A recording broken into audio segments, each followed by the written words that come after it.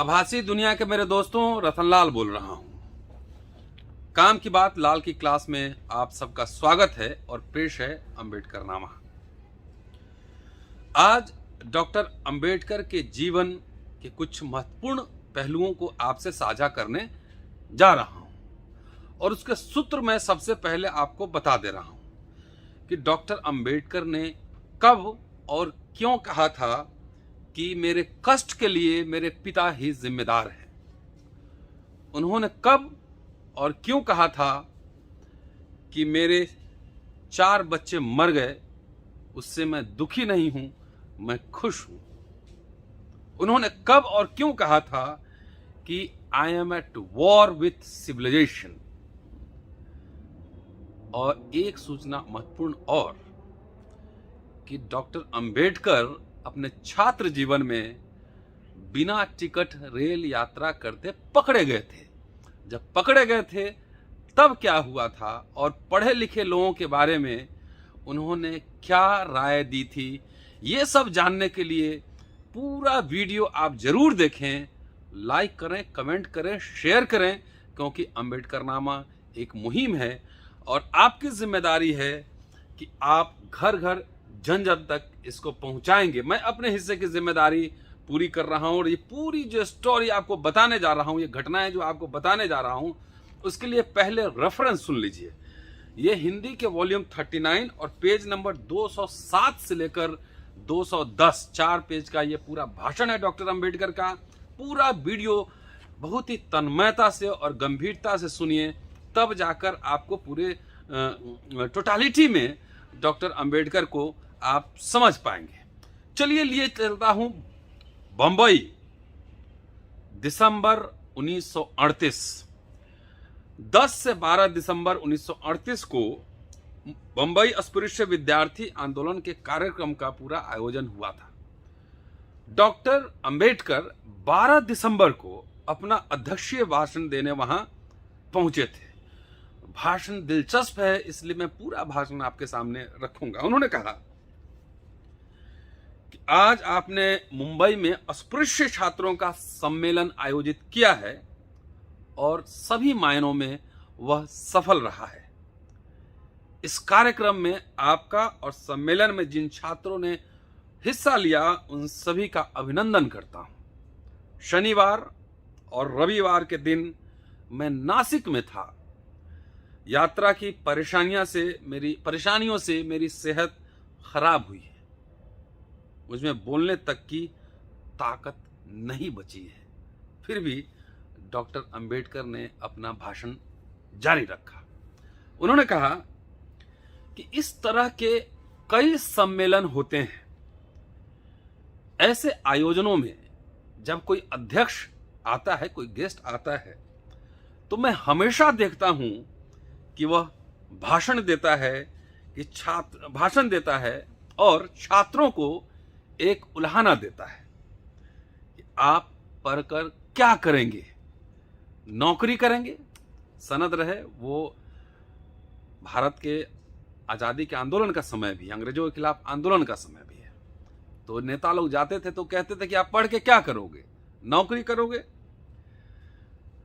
उन्हें देश सेवा का उपदेश दिया जाता है, लेकिन डॉक्टर अंबेडकर के हिसाब से इसका कोई मतलब नहीं है कि छात्रों के बारे में मैंने जो कुछ सोचा है उसके आधार पे मैं बस इतना कह सकता हूं कि ऐसा उपदेश झूठ होता है और मैं इस प्रकार का कोई उपदेश आपको देने नहीं जा रहा हूं। छात्र पढ़कर अगर नौकरी करे तो उसमें पाप कैसा? उसकी भी जिंदगी है, उसकी भी भावनाएं हैं। हर व्यक्ति का अंतिम लक्ष्य क्या है? उसकी अपने गुणों को फलने फूलने का मौका मिले, बस यही ना। उसका अच्छा फल मिला, पढ़ने के बाद नौकरी मिली तो उसको एक फल मिला। इसलिए मैं आपको उनके जैसा कोई उपदेश नहीं दूंगा। आप सरकारी नौकरी पाने की पूरी कोशिश करें।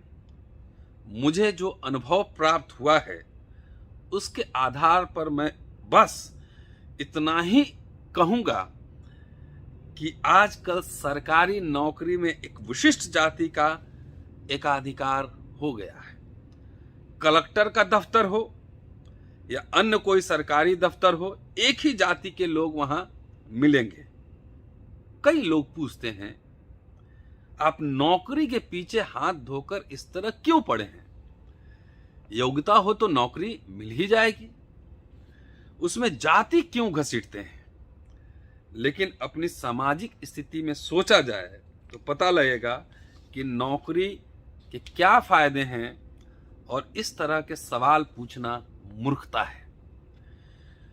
इस देश में आगे व्याख्या करते हैं कि आखिर उस समय सरकारी दफ्तर तो चलते ही होंगे, इसमें कौन लोग नौकरी करते थे। तो इस बात को बारीकी से डॉक्टर अंबेडकर समझते थे, और आगे कहते हैं कि इस देश में जातीय भेद बहुत है। आज जिसके हाथ में पैसा है, असली सत्ता उसी के हाथ में है। अभी के संदर्भ में भी इसको कॉन्टेक्चुअलाइज करके देखिएगा, तब समझ में आएगा।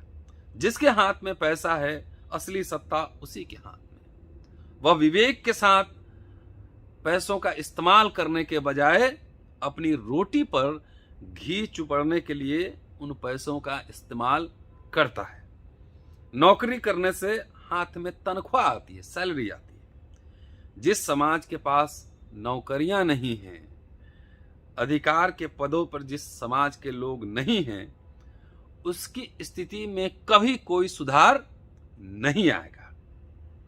ब्राह्मण समाज सरकारी नौकरियों में लगा है, इसलिए उसके पास सामर्थ्य है कि जो लोग बात करते हैं कि डॉक्टर अंबेडकर अंग्रेजों के साथ काम करते थे, तो उस समय पूछा जाए कलेक्टर और पुलिस अधिकारी और तमाम इस तरह के लोग सरकारी दफ्तर में काम करने वाले लोग किस जाति के थे, ये सवाल लोग नहीं पूछते हैं। वही डॉक्टर अंबेडकर यहाँ कह रहे हैं कि ब्राह्मण समाज सरकारी नौकरियों में लगा है, इसलिए उसके पास सामर्थ्य है, वो अपना वर्चस्व बनाए रख सकता है। इसलिए सरकारी नौकरी पाने की कोशिश से आपकी उन्नति होगी। आप जरूर पूरी ताकत लगाकर इस बात की कोशिश करें। अब ये तो हुआ एक पोर्शन कि भाई पढ़े लिखे लोगों को नौकरी करना चाहिए, लेकिन पढ़े लिखे लोगों में क्या कमियां हैं, क्या दोष है, इसकी भी चर्चा डॉक्टर अंबेडकर छात्रों को संबोधित करते हुए करते हैं। और वह कुछ इस तरीके से है, ये पढ़े लिखे आदमी में भी कुछ दोष होते हैं। हालांकि पढ़ाई के बाद नौकरी पाने की कोशिश में कोई बुराई नहीं है।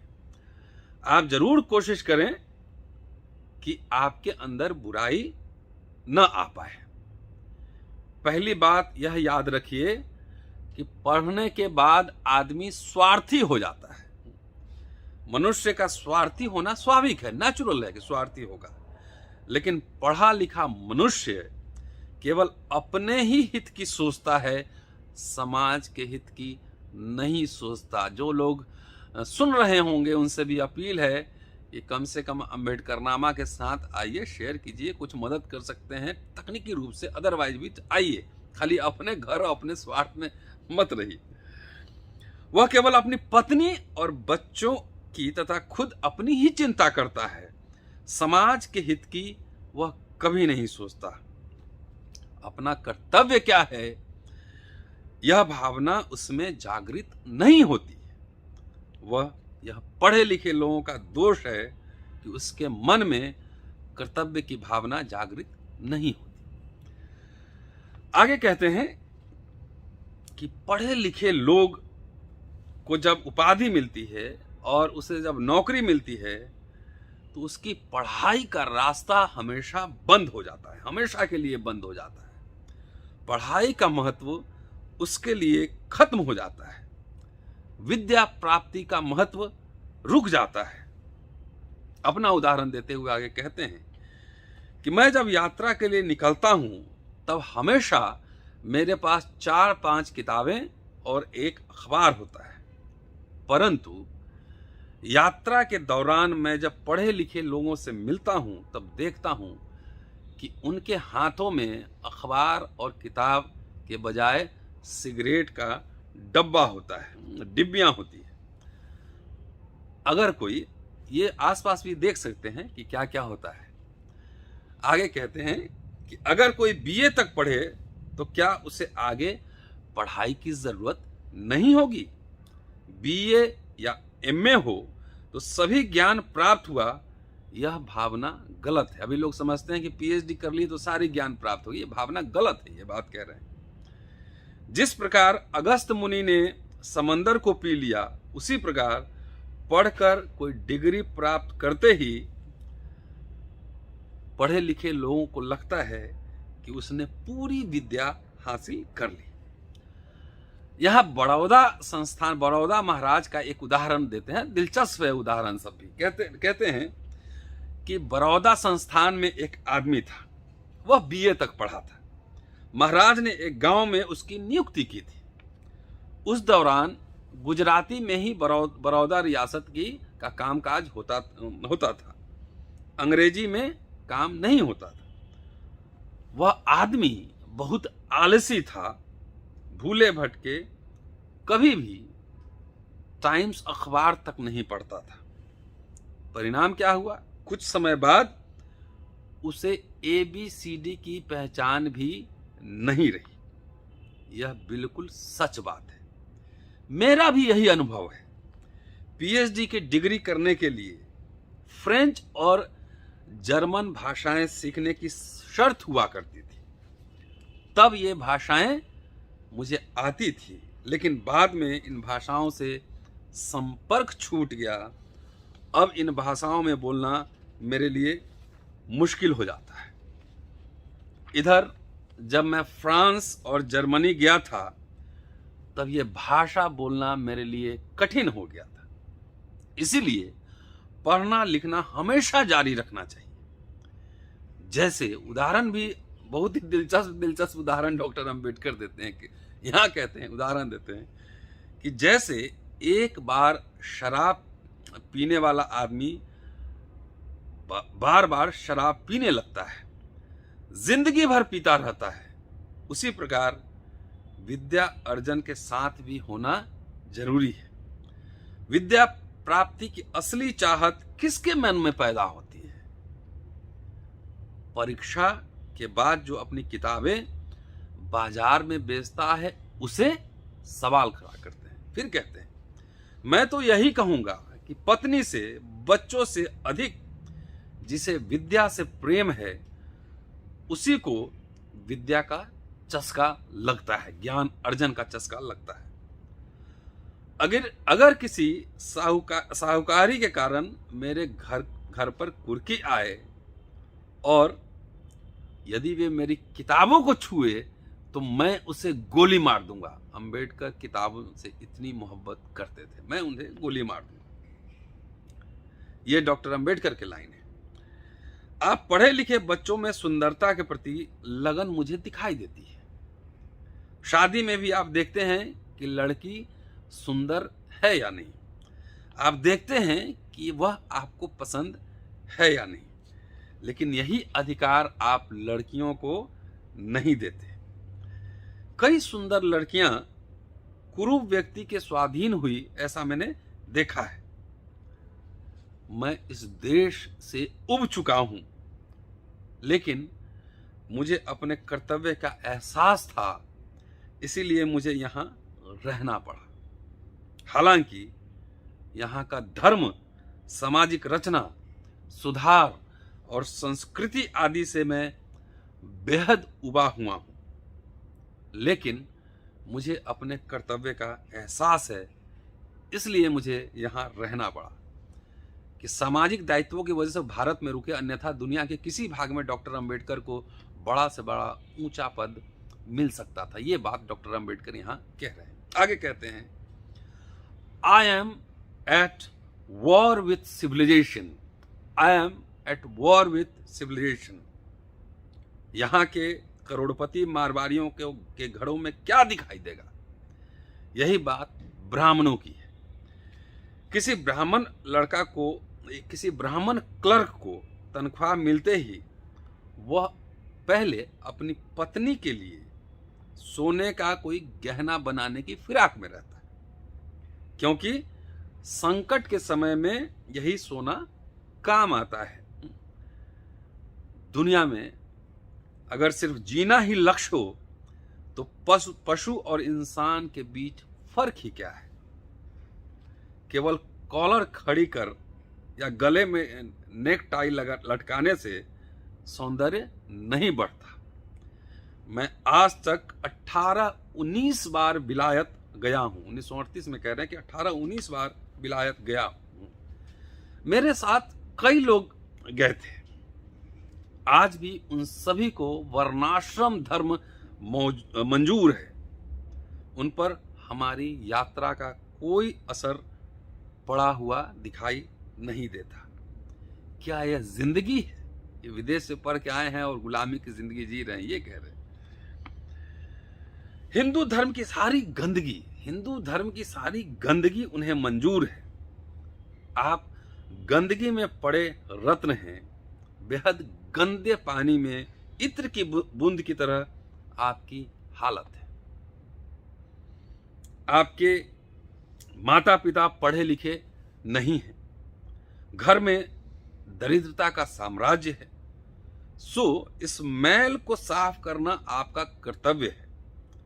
बाइबल में मैंने पढ़ा है कि अगर नमक ही अलोना हो जाए तो बाकी चीजों में स्वाद कहां बचेगा? कोई भी कार्य करने के लिए आपके अंदर गुणों का ठहराव जरूरी है। एक दिन पढ़ लेने से कुछ नहीं था। गुणों का ठहराव जरूरी है और गुणों के ठहराव के लिए कम से कम एक पीढ़ी का बीतना जरूरी है।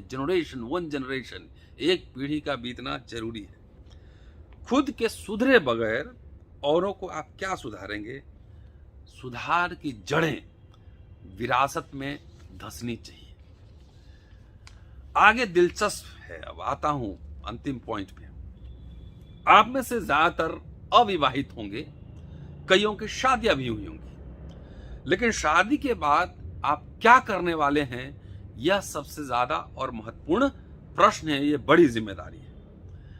मैं अपने पिताजी का उदाहरण देकर आपको समझाता हूं, बताता हूं। उनके कुल 14 बच्चे हुए। मैं उनका 14वां रत्न, सबसे छोटे अंबेडकर थे। लेकिन एल्फिस्टन कॉलेज में जब मैं था तब मेरा क्या हाल था? मेरे पास चप्पलें नहीं थी, लट्ठे की कमीज और पिताजी के फटे हुए कोट पहनता था। एल्फिस्टन कॉलेज में यदि जाएंगे तो आपको भुल्लर साहब की तस्वीर दिखाई देगी। उन्होंने मुझे कॉलेज के आखिरी 2 सालों में शर्ट मुहैया करवाए। आखिरी 2 सालों में कॉलेज में भुल्लर साहब ने उनको शर्ट मुहैया करवाए। तब मेरे मन में ख्याल आता था कि मेरे पिताजी के 14 के बजाय अगर 4 वही बच्चे होते तो मैं कितनी आराम से अपनी जिंदगी जी पाता। मेरे दुख के लिए मेरे पिताजी ही जिम्मेदार थे। एक बार कॉलेज जाते समय, दूसरी घटना बता रहे हैं कि एक बार कॉलेज जाते समय रेल का पास में घर भूला। उस दिन पास जांचने वाले थे, पास की जांच पड़क होने वाली थी। टिकट लेने वाले मास्टर ने मुझे टोका। मेरे पास फूटी कौड़ी भी नहीं थी। 4 बजे तक चर्च गेट के स्टेशन में मैं बैठा रहा। बाद में मेरी कक्षा का कैंकनी, कोंकण प्रदेश का कैंकनी नाम का लड़का वहां आया। कैंकनी नाम का लड़का वहां आया। उसने पूछा, क्यों रे, यहां क्यों बैठा है? मैंने सब कुछ उसे बताया। 4 आने देकर उसने मुझे छुड़ाया, टिकट लेकर मुझे घर भेजा। इसलिए इस मामले में मैं अपने पिताजी को ही दोष देता हूं, क्योंकि उन्होंने अपनी जिम्मेदारी को पहचाना नहीं।